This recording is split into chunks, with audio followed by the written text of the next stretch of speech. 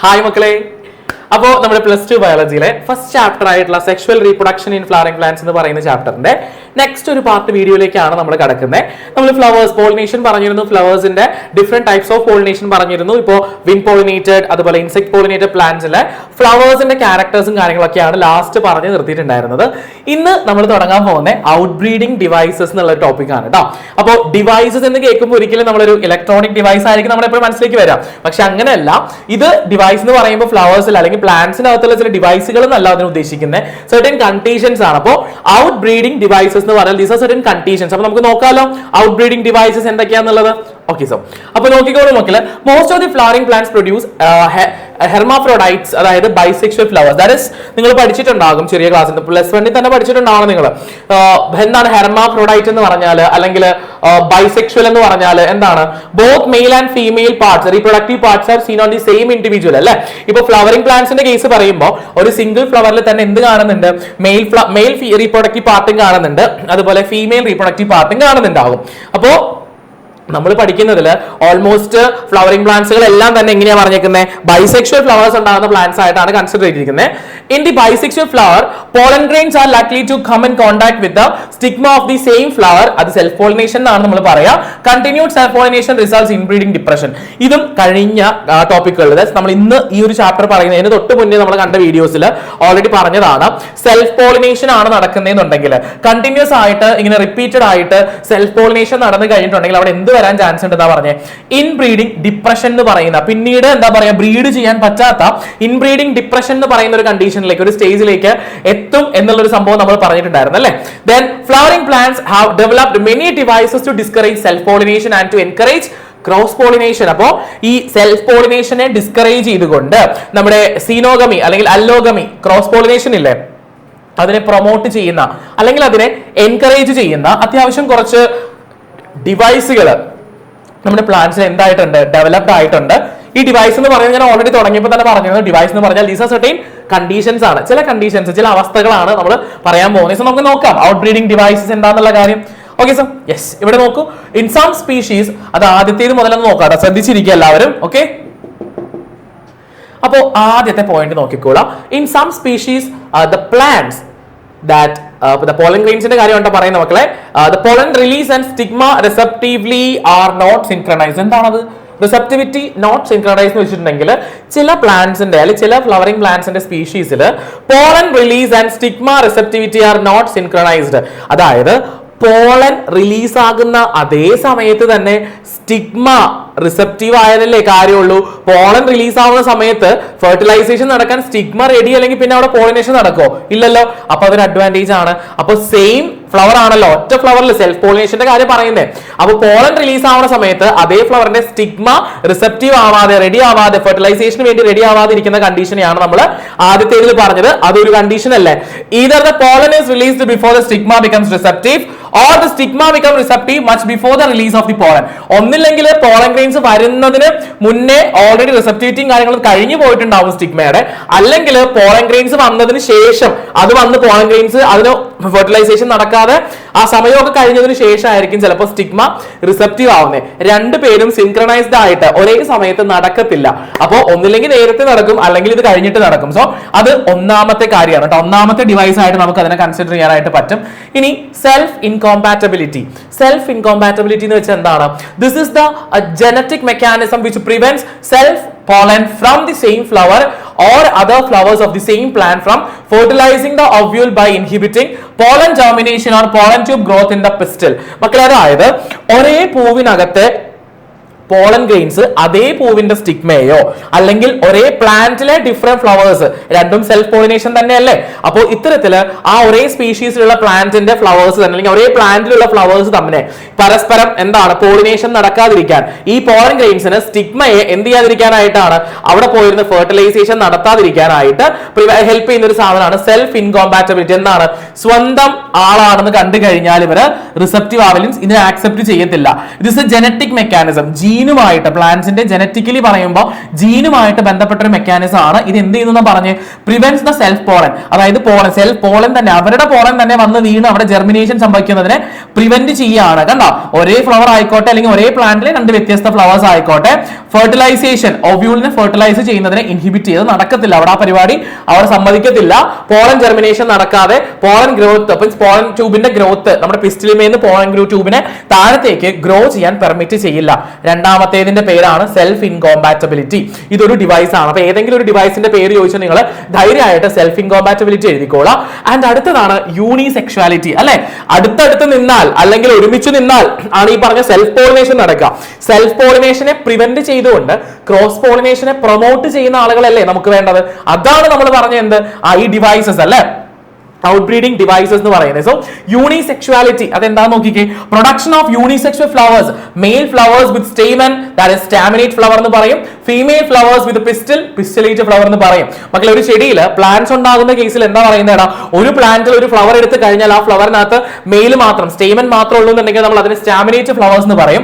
ഇനി പിസ്റ്റൽ മാത്രമേ ഉള്ളൂ എന്നുണ്ടെങ്കിൽ നമ്മൾ അതിന് എന്ത് പറയും, പിസ്റ്റലേറ്റ് ഫ്ലവർ എന്നുള്ള കേസിൽ പറയും. ഓക്കെ ആണല്ലോ, സെറ്റ് അല്ല. അപ്പൊ യൂണിസെക്ഷുവാലിറ്റി ഒറ്റൊരു സിംഗിൾ ഫ്ലവർ എടുത്ത് കഴിഞ്ഞാൽ ഒന്നില്ലെങ്കിൽ ആ ഫ്ലവറിനകത്ത് മെയിൽ ഫ്ലവേഴ്സ് മാത്രമേ മീൻസ് മെയിൽ റീപ്രൊഡക്റ്റീവ് പാർട്സ് മാത്രമേ ഉണ്ടാവത്തുള്ളൂ. അതർവൈസ് നമുക്ക് അതിനകത്ത് ഒരു ഫീമെയിൽ റീപ്രൊഡക്റ്റീവ് പാർട്സും കാര്യങ്ങളും മാത്രമേ ഉണ്ടാവത്തുള്ളൂ. സെറ്റ് ആണല്ലോ. അപ്പോൾ നമ്മൾ സെൽഫ് ഇൻകോമ്പാറ്റബിലിറ്റി പറഞ്ഞു, ദെൻ യൂണിസെക്ഷുവാലിറ്റിയും കൂടെ പറഞ്ഞു കഴിഞ്ഞു. Then after unisexuality, monoecious, dioecious രണ്ടും നിങ്ങൾ കേട്ടിട്ടുണ്ടാവും അല്ലെ, മുന്നത്തെ ക്ലാസ്സുകളിലോ അല്ലെങ്കിൽ ചെറിയ ക്ലാസ്സുകളിലോ ഒക്കെ കേട്ടിട്ടുണ്ടാവും നമ്മൾ monoecious എന്താണ് dioecious എന്താണെന്നുള്ള കാര്യങ്ങൾ. monoecious ആദ്യം നോക്കിക്കോളൂ. both the male and female flowers are present on the same plant.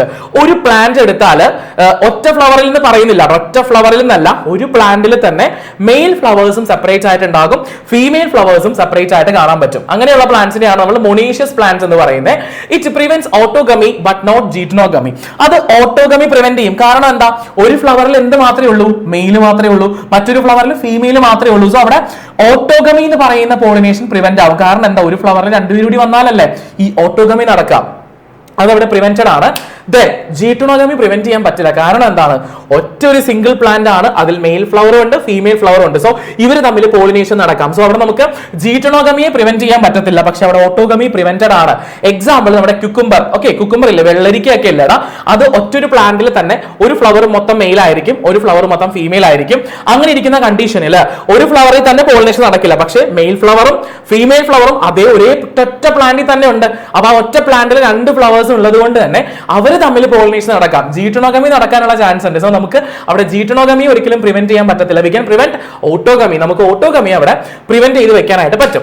ഇനി ഡയേഷ്യസ് എന്താണ്, ഡയേഷ്യസ് കണ്ടീഷൻ നോക്കിക്കേ.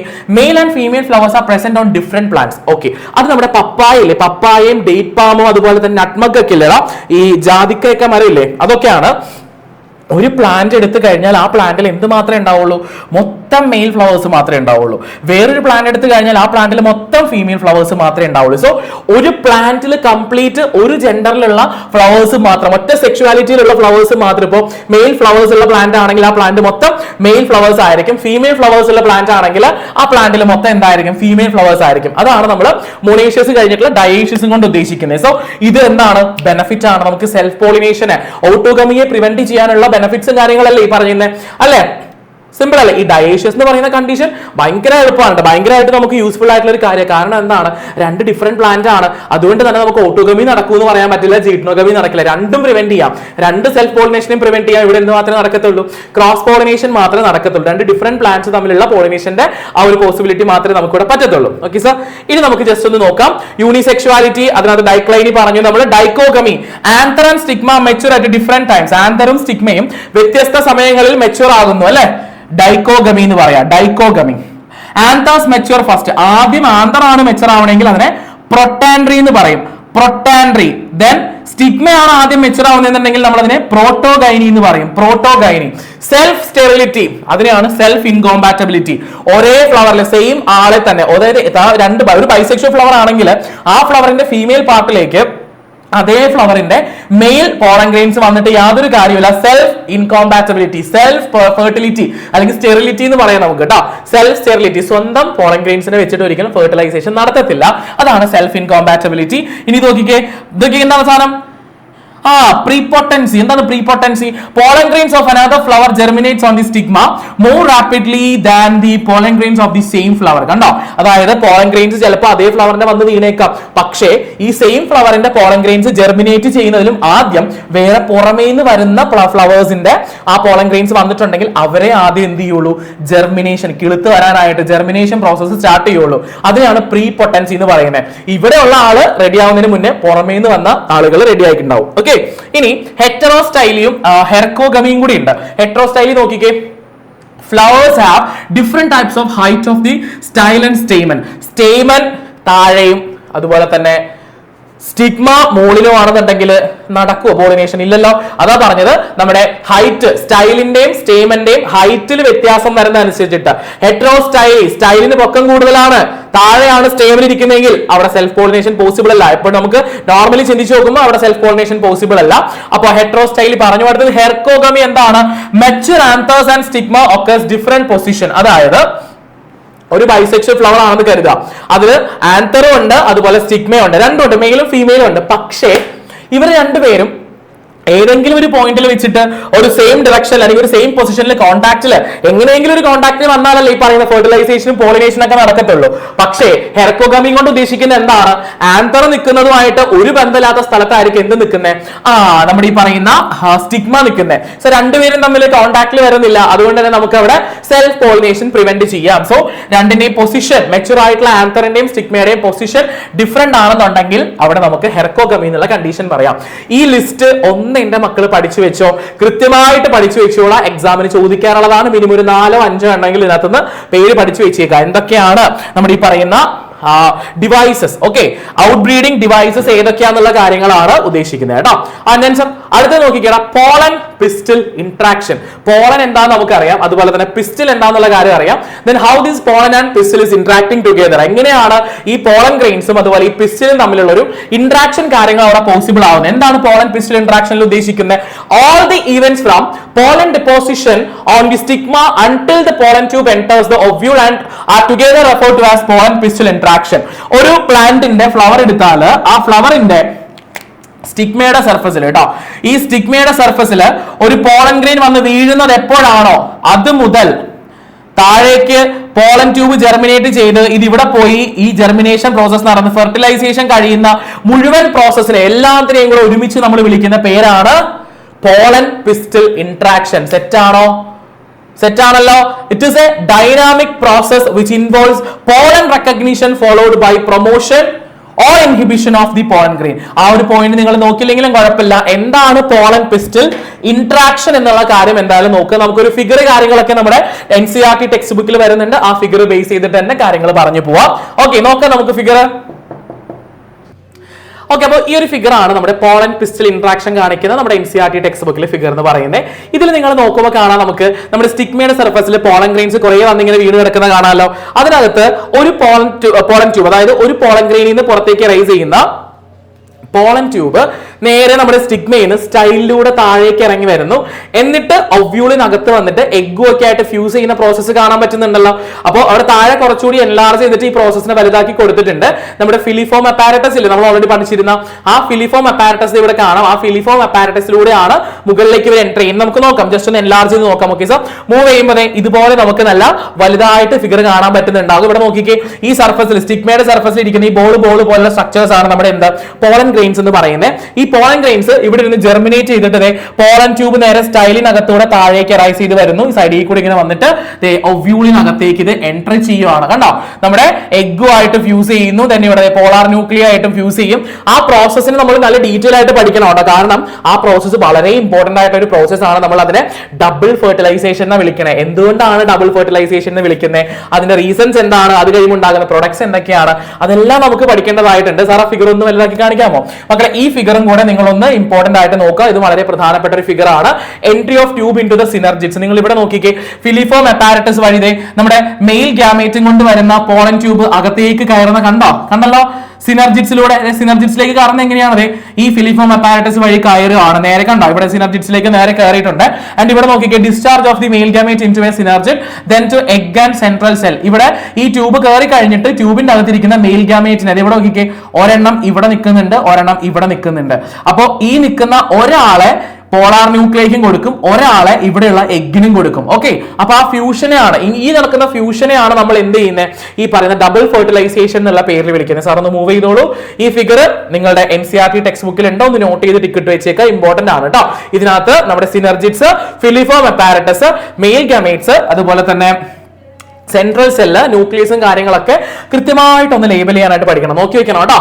ഇനി നമുക്ക് പോളൻ പിസ്റ്റൽ ഇന്ററാക്ഷന്റെ ഡീറ്റെയിൽ സ്റ്റഡിയിലേക്ക് പോവാം. ഹിയർ നിങ്ങൾ നോക്കിക്കൂടാ, pollination does not guarantee the transfer of the right type of pollen compatible pollen of the same species as the stigma. അതെ, നമ്മൾ പോളിനേഷൻ നടന്നു കഴിയുമ്പോൾ നമ്മൾ ഉദ്ദേശിക്കുന്ന അതേ പോളൻ തന്നെ സ്റ്റിഗ്മയുടെ സർഫസിൽ വന്ന് വീണോളണം, അത് അതുപോലെ തന്നെ നമ്മൾ വിചാരിക്കുന്ന പോലെ തന്നെ ജെർമിനേറ്റ് ചെയ്തോളണം എന്നൊന്നും യാതൊരു കമ്പൽസറി അല്ല. അങ്ങനെ യാതൊരു നിർബന്ധം നമുക്ക് പറയാൻ പറ്റത്തില്ല.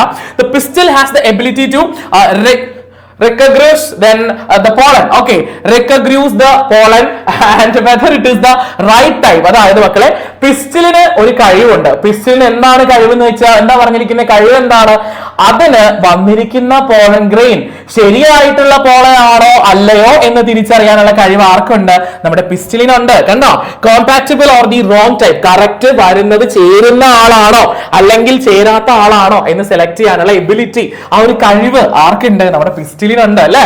And if it is the right type, the pistil accept the pollen and promotes the post pollination events and leads to fertilization. ഇനി വന്നിരിക്കുന്ന ആള് ചേരുന്ന ആളാണെന്നുണ്ടെങ്കിൽ വിട്ടുകളയോ, നമ്മള് മനുഷ്യരാണെങ്കിൽ പോലും വിട്ടുകളയാത്ത കണ്ടീഷനാണ്. അപ്പൊ പ്ലാന്റ്സും അതുപോലെ തന്നെയാണ്. വന്നിരിക്കുന്ന പോളൻ ഗ്രെയിൻസ് ഈ പറയുന്ന സ്റ്റിഗ്മയ്ക്ക് ചേരുന്ന പോളൻ ഗ്രെയിൻ ആണെന്ന് കണ്ടു കഴിഞ്ഞിട്ടുണ്ടെങ്കിൽ ഇവരെ അവർ വിട്ടുകളയില്ല. പിസ്റ്റിൽ ആ വന്ന പോളൻ ഗ്രെയിനെ ആക്സെപ്റ്റ് ചെയ്യും. എന്നിട്ട് എന്ത് ചെയ്യും, പോസ്റ്റ് ഫെർട്ടിലൈസേഷൻ ഈവന്റുകൾ നടക്കാനായിട്ട് അത് ഫെർട്ടിലൈസേഷനിലേക്ക് ലീഡ് ചെയ്യും. ഓക്കെ, വരുന്ന പോളൻ ഗ്രെയിൻ ചേരുന്ന പോളൻ ഗ്രെയിൻ ആണെങ്കിൽ അവരെ പറഞ്ഞു വിടത്തില്ല, അവരെ ആക്സെപ്റ്റ് ചെയ്യും. എന്നിട്ട് ദാറ്റ് ലീഡ്സ് ടു ഫെർട്ടിലൈസേഷൻ. അവിടെ ഫെർട്ടിലൈസേഷൻ പ്രോസസ് നടക്കും. When the pollen is the wrong type, ഇനി വന്ന പോളൻ എങ്ങാനും ആവശ്യമില്ലാത്ത, ചേരാത്ത, കൊള്ളില്ലാത്തതാണെന്ന് തിരിച്ചറിഞ്ഞു എന്ന് കരുതാ.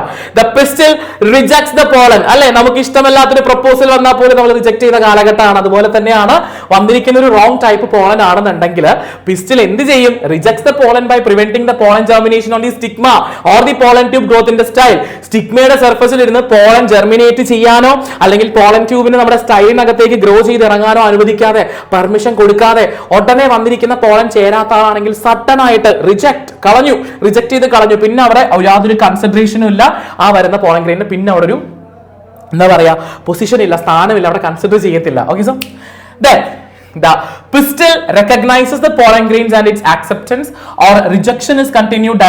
The dialogue between pollen grain and the tube pistil, അതായത് നമ്മുടെ പിസ്റ്റില് പോളൻ ഗ്രെയിൻസിനെ തിരിച്ചറിഞ്ഞു, അത് കഴിഞ്ഞിട്ട് ആക്സെപ്റ്റ് ചെയ്താൽ അല്ലെങ്കിൽ റിജക്ട് ചെയ്യോ അല്ലെങ്കിൽ ആക്സെപ്റ്റ് ചെയ്യും, എന്ത് വേണമെങ്കിലും ചെയ്തോട്ടെ. That is continued dialogue between pollen grain and the pistil. Then ഈ പോളൻ ഗ്രെയിനും പിസ്റ്റിലും തമ്മിൽ ഈ പറഞ്ഞ ഫ്യൂഷൻ നടന്നു കഴിഞ്ഞിട്ടുണ്ടെങ്കിൽ ഫെർട്ടിലൈസേഷൻ നടന്നു എന്ന് പറയാം. നടന്നില്ലെങ്കിലോ ഫെർട്ടിലൈസേഷൻ നടക്കത്തില്ല എന്ന് പറയാം. ഇനി ഫോളോയിങ് ദ കോമ്പാറ്റബിൾ പോളിനേഷൻ, അത് പോളിനേഷൻ നടന്നു എന്ന് കരുതുക. Pollen grains at two celled condition, നമുക്കറിയാലോ പോളൻ ഗ്രെയിന്റെ സ്ട്രക്ചർ പഠിച്ചപ്പോ വലിയൊരു വെജിറ്റേറ്റീവ് സെല്ലും ചെറിയൊരു ജനറേറ്റീവ് സെല്ലും പഠിച്ചില്ലേ. അങ്ങനെ രണ്ട് സെല്ലുള്ള കണ്ടീഷനിൽ നമ്മുടെ പോളിനേഷൻ നടന്നു കഴിഞ്ഞാൽ പോളൻ ഗ്രെയിൻസിന്റെ രണ്ട് സെല്ലുള്ള കണ്ടീഷനിൽ എന്ത് പറ്റും, germinate on the stigma to produce a pollen tube through one of the germ pore. അതായത് ഈ പോളൻ ഗ്രെയിന്റെ അകത്ത് നിന്ന് പുറത്തേക്ക് ഒരു പോളൻ ട്യൂബ് എറൈസ് ചെയ്ത് വരും. ആ സ്റ്റിഗ്മയുടെ സർഫസിൽ ഇരിക്കുന്ന പോളൻ ഗ്രെയിനകത്ത് നിന്ന് പോളൻ ട്യൂബ് താഴേക്ക് വന്നു കഴിഞ്ഞാൽ നേരെ അത് സ്റ്റൈലിലൂടെ താഴേക്ക് ഇറങ്ങി വരും. ഓക്കെ ആണല്ലോ സെറ്റ് അല്ലേ. ദെൻ അത് കഴിഞ്ഞാൽ എന്ത് സംഭവിക്കും, എന്താണ് സാറേ സംഭവിക്കുക? Yes, the contents of the pollen grains, അതായത് ജനറേറ്റീവ് സെല്ലും അതേപോലെ വെജിറ്റേറ്റീവ് ന്യൂക്ലിയസ്. ജനറേറ്റീവ് സെല്ലിനകത്ത് ജനറേറ്റീവ് ന്യൂക്ലിയസ് ഉണ്ട്, വെജിറ്റേറ്റീവ് സെല്ല് അതിന്റെ ന്യൂക്ലിയസ് ഉണ്ട് കേട്ടോ. ആ പോളൻ ഗ്രെയിൻസിനകത്ത് കണ്ടന്റ് എന്താണോ അത് നേരെ ഇങ്ങോട്ട് നീങ്ങി പോകും നമ്മുടെ പോളൻ ട്യൂബിന്റെ അകത്തേക്ക്. സാർ നേരത്തെ കാണിച്ച അതേ ഫിഗർ നോക്കിയാൽ മതി കേട്ടോ. ജെർമിനേറ്റ് ചെയ്ത് താഴത്തേക്ക് ഇറങ്ങുന്ന സമയത്ത്, ലൈക്ക് നിങ്ങളിപ്പോ ജസ്റ്റ് ഇവിടെ നോക്കതെ, ഇത് നമ്മുടെ സ്റ്റിഗ്മയുടെ സർഫസ് ആണ്. ഈ സ്റ്റിഗ്മയുടെ സർഫസിൽ പോളൻ ഗ്രെയിൻ ഇരിക്കുന്നു. ഇതിലേക്ക് പോളൻ ട്യൂബ് ഇങ്ങനെ വളർന്ന് ഇറങ്ങി വരുന്ന സമയത്ത് കേട്ടോ ഇതിനകത്തുള്ള കണ്ടന്റ്, ഓക്കെ, പോളൻ ട്യൂബിനകത്തേക്ക് നോക്കിക്കേ എന്താണോ അതിനകത്തുള്ള കണ്ടന്റ് അത് പോളൻ ട്യൂബിനകത്തേക്ക് ഇറങ്ങും. 2 മെയിൽ ഗാമേറ്റ് ആണെങ്കിൽ അത് പോളൻ ട്യൂബിൽ ഇറങ്ങും. ഓക്കെ, അത് രണ്ടും കാണാൻ പറ്റുന്നുണ്ടാവുമല്ലോ നിങ്ങൾക്ക്. ഓക്കെ, രണ്ടും കാണാനായിട്ട് പറ്റുന്നുണ്ടാവും. ഇതാണ് ആ കണ്ടന്റ് എന്താണോ അവിടെ ഉള്ളത് അത് പോളൻ ട്യൂബിനകത്തേക്ക് ഇറങ്ങി വരും. ഓക്കെ, സെറ്റ് അല്ലേ? ഓക്കെ ആണല്ലോ. പോളൻ ട്യൂബിലേക്ക് വന്നു. എന്നിട്ട് ഇവർ നേരെ താഴേക്ക് പോകട്ടെ, നേരെ ഇറങ്ങി താഴത്തേക്ക് പോവേ. The generative cell mitotically divides and forms the 2 gametes during growth of the pollen tube in the stigma. നിങ്ങൾ ഒരു കാര്യം ശ്രദ്ധിക്കണം, ഞാൻ ഈ സ്റ്റിഗ്മ കുറച്ചൊന്ന് വലുതാക്കി വരയ്ക്കാം. വലുതാക്കി വരച്ച് കാണിച്ചത് ഈ സ്റ്റിഗ്മയുടെ താഴത്തേക്ക് നമ്മുടെ സ്റ്റൈല് പോകുന്നുണ്ട്. ഓക്കെ സോ ഓക്കെ മക്കളെ, ആ പോയിന്റിൽ എന്താ പറഞ്ഞിരിക്കുന്നേടാ? ജനറേറ്റീവ് സെൽ അല്ലേ. ഇങ്ങനെ നമ്മൾ എടുത്തു കഴിയുമ്പോൾ ഒരു വലിയ വെജിറ്റേറ്റീവ് സെല്ലും ഒരു ചെറിയ ജനറേറ്റീവ് സെൽ ഉണ്ടായിരുന്നത്. ഇതാണ് നമ്മുടെ ജനറേറ്റീവ് സെൽ അല്ലെ. ചെറുതാണ് ജനറേറ്റീവ് സെൽ. ആ ജനറേറ്റീവ് സെല്ലിന് എന്ത് വെച്ചെന്ന് പറഞ്ഞേ, ഇതിന് മൈറ്റോസിസ് സംഭവിക്കും. മൈറ്റോസിസ് നടന്നിട്ട് ഡിവൈഡ് ചെയ്യും അല്ലെ. എന്നിട്ട് എത്ര എണ്ണം ഉണ്ടാകും? 2 മെയിൽ ഗാമേറ്റ് ഉണ്ടാകും. ഓക്കെ ആണല്ലോ. 2 മെയിൽ ഗാമേറ്റ് ഉണ്ടാകും. 1 2. ആ 2 മെയിൽ ഗാമേറ്റ് ആണ്. ഒരെണ്ണം ഇവിടെയും കാണാം, ഒരെണ്ണം നിങ്ങൾക്ക് ഇവിടെയും കാണാൻ പറ്റും. അത് തന്നെയാണ് തുടക്കത്തിൽ ഇവിടെ ആയിട്ട് കണ്ട 2 പേര് കേട്ടോ. ഓക്കെ അല്ലേ? അപ്പൊ 2 മെയിൽ ഗാമേറ്റ് ആണ് ഉണ്ടാകുന്നത്. എന്നിട്ട് അത് എന്ത് ചെയ്യും? പോളൻ ട്യൂബ് വളരുന്നതനുസരിച്ചിട്ട് പോളൻ ട്യൂബ് എങ്ങോട്ടാണ് പോകുന്നത്, ആ പോളൻ ട്യൂബിനകത്തൂടെ ഇത് നേരെ താഴത്തേക്ക് ഇങ്ങനെ ഇറങ്ങി ഇങ്ങ് പോരും. ആ 2 എണ്ണം താഴേക്ക് ഇറങ്ങി പോരും. The tube nucleus vegetative cell degenerates male gamete grow through the style and reaches the ovary. ശ്രദ്ധിച്ചോളാം, ഈ ഓവറിയിലാണ് നമ്മുടെ ഒവ്യൂൾ ഇരിക്കുന്നത്. കണ്ടോ? Antipodals, synergids, egg, polar nuclei ഇവരൊക്കെ കൂടി ഇരിക്കുന്നത് ഇവിടെയാണ് അല്ലെ.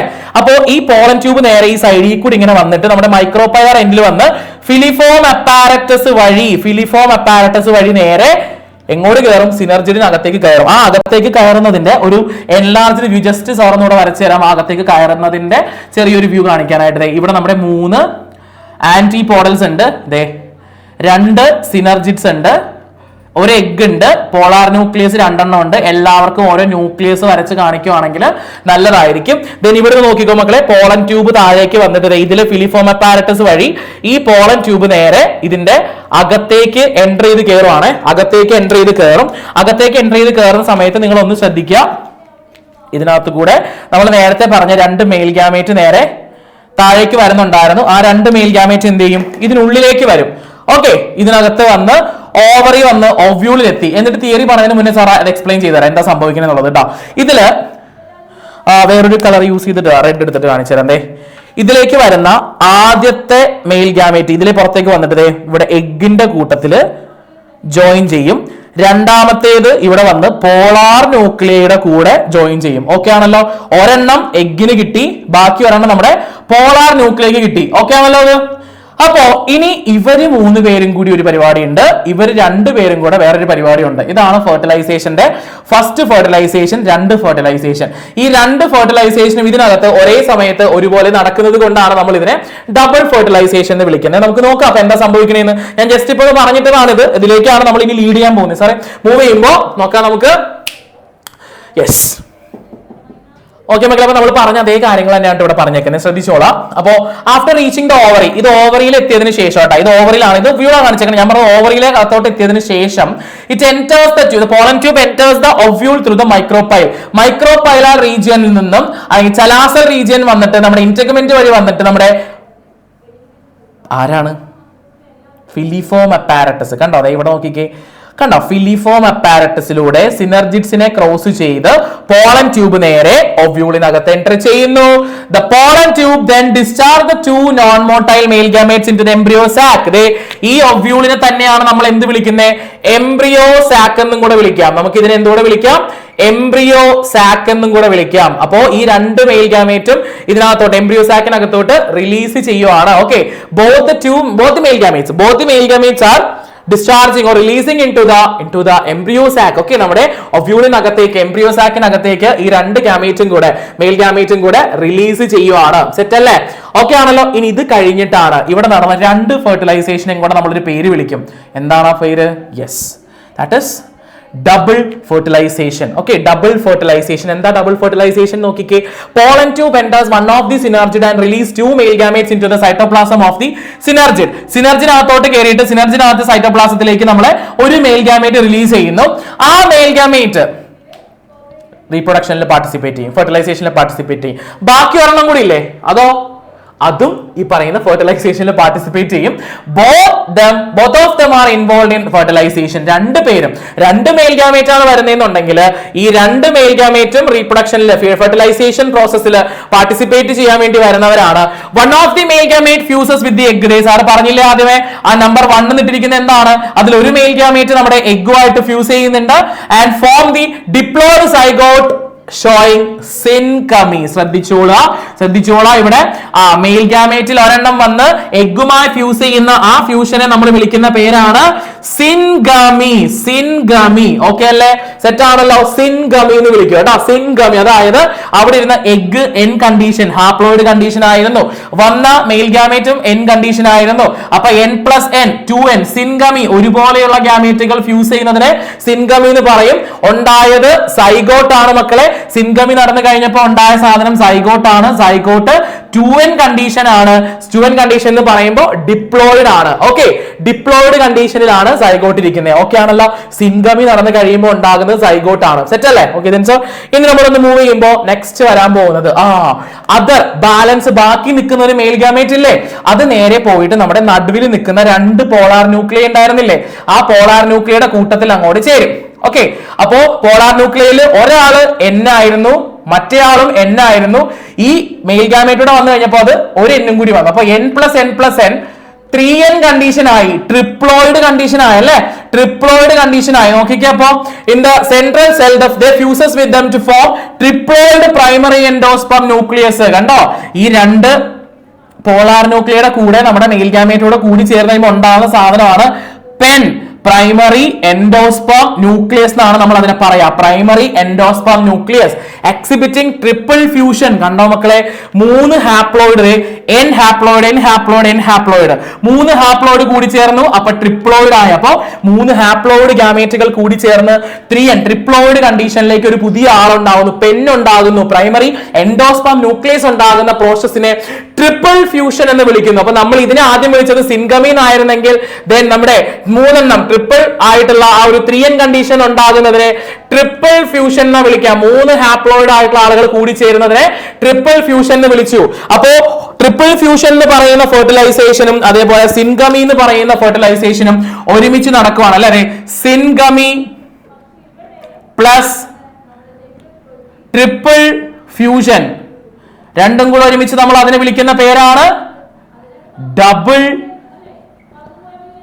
ഫെർട്ടിലൈസേഷൻ. കണ്ടോ? 2 ഫെർട്ടിലൈസേഷൻ ഒരേ സമയത്ത് നടന്നാൽ നമുക്ക് അതിനെ എന്ത് വിളിക്കാം?